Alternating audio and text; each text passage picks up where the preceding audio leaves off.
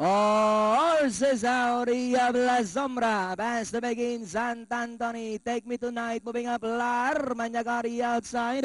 Larmagnac takes the lead by Ralenka. Right behind in second is Sant'Antoni. La Sombra is racing in third alongside for Take Me Tonight. Inherent and Nichols Choice going along for the first turn. We have Larmagnac. Goes on by Ralenka and Hapa. Sant'Antoni is running by the second. 3 lengths away in third. La Sombra. Take Me Tonight. Moving up Inherent and Nichols Choice still racing in last. They swing into the back. And it's still Armagnac by Ralenka and Hapa. Sant'Antoni is still in second. Inherent now in third.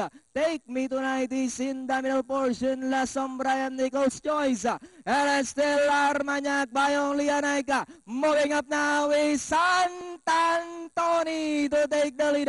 Sant'Antoni this time by about 3 for Balenka. And Arias, that is Larmagnac. Inherent is racing in third. Then followed by Take Me Tonight.